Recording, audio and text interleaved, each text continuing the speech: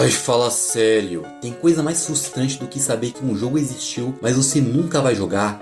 Não porque ele é difícil, não porque ele é caro demais, mas porque ele simplesmente sumiu do mapa. Jogos anunciados, prometidos, mostrados em feira, elogiados por revista e depois apagados da história. Alguns viraram lenda de fórum, outros sobreviveram só em print borrado e vídeo de 240p. E o pior, vários pareciam bons demais para ter esse fim. Nesse vídeo vamos falar sobre jogos incríveis que tiveram o desprazer de se tornarem Lost Media. Então já deixa seu like, se inscreve no canal e ativa o sininho e hype o vídeo. Eu sou Yuri e essas são as minhas fitas.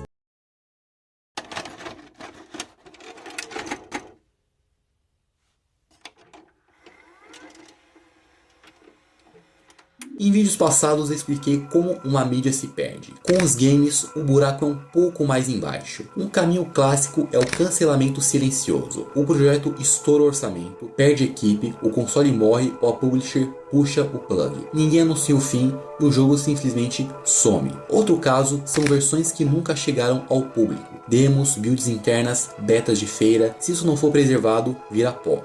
O HD quebra, a fita apaga, o servidor cai. E tem o caso mais cruel: jogos online. O código existe, mas o servidor morreu faz tempo. Sem ele, o jogo está funcionalmente morto. E no fim, o jogo vira Lost Media quando todo mundo assume que alguém guardou aquilo, só que na realidade não guardou nada. Então, vamos ao primeiro exemplo. Este foi um survival horror desenvolvido no final da vida do Dreamcast. Esse detalhe já diz quase tudo. O jogo se passava em 1929 numa vila romena destruída por um terremoto. Sob os escombros existia uma cidade subterrânea chamada Agartha, um lugar antigo, isolado e corrompido por algo que não deveria estar ali. Você controlava Kirk, um personagem comum sem preparo algum para aquilo. O foco não era ação, mas sobrevivência. Exploração lenta, ambientes claustrofóbicos, recursos limitados e decisões morais que afetavam diretamente o rumo da história. A grande ambição de Agartha estava nas escolhas. O jogo prometia múltiplos caminhos narrativos, finais diferentes e consequências reais para cada decisão tomada. Não era apenas escapar daquele lugar, mas decidir o que fazer com ele. Por trás do projeto estava Frederick Reinau, criador da franquia Alone in the Dark. A SEGA financiava o desenvolvimento e a proposta era clara: criar um survival horror adulto, psicológico e narrativo. Algo que fosse além do modelo clássico de Resident Evil. O problema é que Agartha começou a atrasar. Enquanto o jogo era refinado, o Dreamcast morria aos poucos. Em 2001, a SEGA anunciou oficialmente o fim do console. Pouco depois, o estúdio no clichê foi fechado.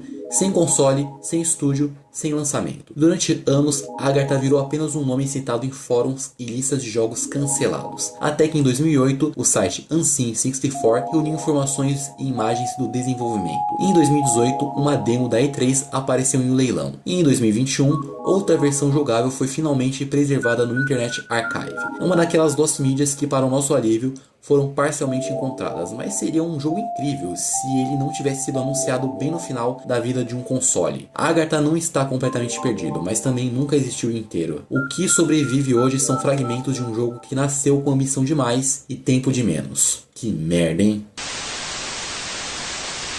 Esse caso aqui é diferente e bizarro ao mesmo tempo. Esse BS Bokujo Monogatari era um jogo do Seitleville, uma expansão do Super Famicom que funcionava via transmissão por rádio.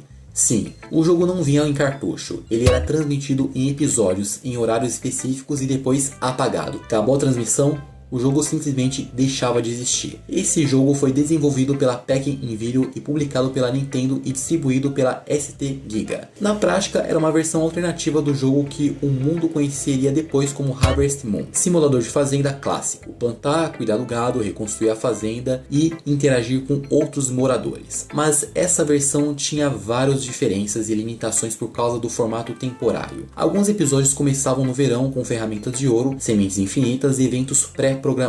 Outros nem tinham animais, dinheiro ou sistema de casamento funcionando direito. Em 2009 e em 2011, Runs dos episódios 2 e 4 vazaram na internet, só que incompletas. O recurso Sound Link, narração ao vivo, se perdeu para sempre, e partes do jogo simplesmente quebraram depois do verão. Os episódios 1 e 3 nunca reapareceram. Eu não sei você, mas quando eu li os gráficos eu não parei de lembrar de Mother, ou Earthbound Beginnings, aquele RPG da Nintendo. Outros títulos incríveis foram lançados para o Satellaview, com o BS Legend of Zelda e o BS Mario Collection. É basicamente assim, The Sims com Farm Simulator batidos no liquidificador, sai isso daí, só que transmitido com um programa de rádio e apagado depois. Um conceito genial e impossível de preservar. Um título perfeito para quem gosta de unir o útil ao agradável. Mas até hoje, BS Bokuju Monogatari continua em grande parte perdido.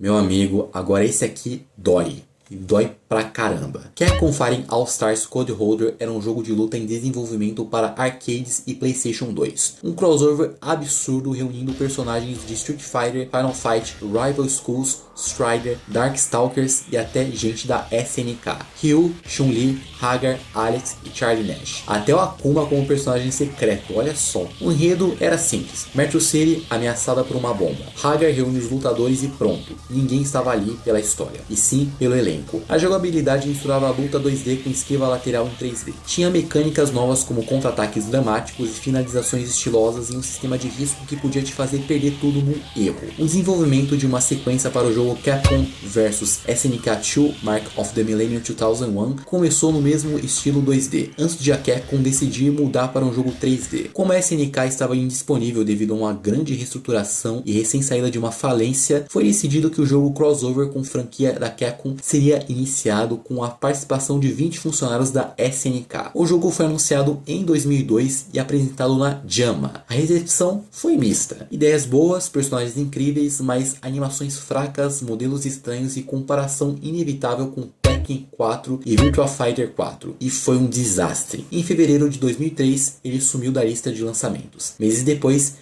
veio o cancelamento oficial. Nunca acharam um gabinete de arcade, nunca apareceu versão de PS2. Em 2017, o diretor de arte liberou imagens inéditas, ou seja, o jogo existe, só que está trancado em algum HD da Capcom. Porra, Capcom, logo você é um jogo que tinha tudo para dar certo, seria uma versão melhorada de Capcom Fighting Jam, que só quem jogou sabe como é, mas esse aqui, esquece, meu amigo. A única gameplay que existe é um vídeo velho da JAMA 2002. Só tenho uma pergunta para você. Por que, Capcom? Por quê?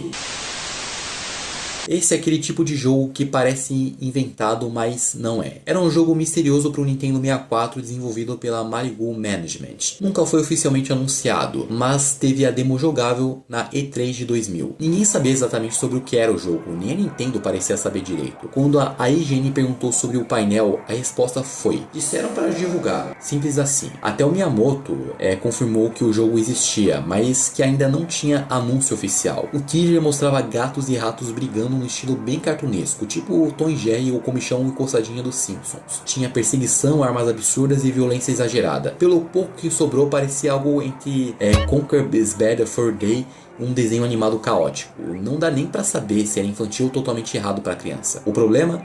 O jogo estava sendo feito no fim da vida da Nintendo 64. Logo em seguida veio o GameCube. Cat Roots simplesmente sumiu. Nunca foi portado, nunca foi relançado e a demo nunca apareceu. Hoje Cat Roots é tão obscuro que nem dá pra dizer como ele jogava de verdade. Tô olhando, até parece legal, eu imagino pelo nome Cat Roots tem alguma coisa a ver com fuga e perseguição. Imagino que ele seria uma espécie de antecessor de Conquer's Bad Fur Day, porque pelo pouco que restou o jogo se parece muito, sabe? Usando o mesmo estilo cartunesco, mas aquela coisa, né? Provavelmente seria melhor que Bugsy 3D. E sério, mano, todo dia eu rezo pro Conker metralhar esse gato chato com a mesma raiva que você atirava no cachorro do Duck Hunt.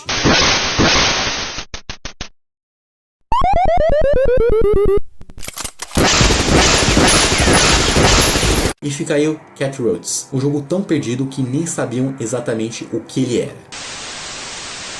O que a gente viu hoje diz muito mais sobre a indústria dos games do que parece à primeira vista. Esses jogos não eram ruins, não eram ideias malucas jogadas no lixo, muito menos fracassos criativos. Eles eram ambiciosos, alguns estavam à frente do tempo, outros só deram azar de nascer no momento errado. Isso escancara uma verdade incômoda. No mercado de games, qualidade não garante sobrevivência. Quando um console morre, quando uma empresa quebra, quando o investimento some, o jogo vai junto. E se ninguém preservar, ele desaparece. E é exatamente por isso que Lost Media importa, porque cada jogo perdido não é só um produto que sumiu. É uma ideia, um esforço criativo, um pedaço da história que se apaga. Se a gente não falar sobre isso, ninguém fala. E se ninguém guarda, ninguém joga. Então é isso aí, camarada. Chegamos ao fim de mais um vídeo. Se você gostou, deixa seu like, se inscreve no canal e ativa o sininho. Se você sabe de outros exemplos de jogos que viraram Lost Media e sobre outros temas, deixa aqui nos comentários. Enfim, essa foi a minha fita.